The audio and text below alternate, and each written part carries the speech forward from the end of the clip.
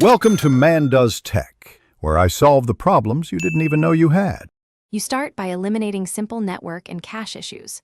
Force a full refresh with Control plus F5 or Command plus Shift plus R, because cached errors often persist otherwise.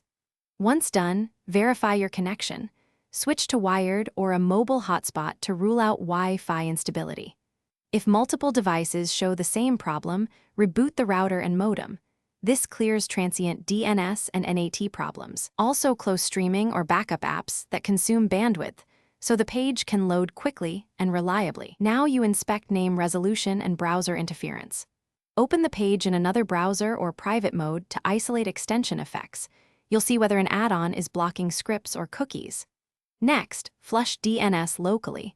On Windows, run ipconfig/flushtons or restart the DNS service, because stale records can point to wrong servers. If the site still fails, disable extensions one by one, especially privacy or ad blockers, since they can stop critical requests and cause the page to report it isn't working. Finish with deeper troubleshooting and a key fallback. Clear the site's cookies and local storage or reset browser settings if configuration corruption is suspected. This removes bad state. Open the developer console F12 and reload to capture HTTP errors, blocked resources, or JavaScript stack traces. These tell you how the server or client is failing. If nothing changes, restart your device to clear lingering sockets.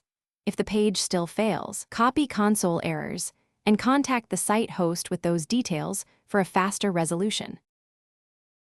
Thanks for watching. If you found this helpful, don't forget to like and subscribe.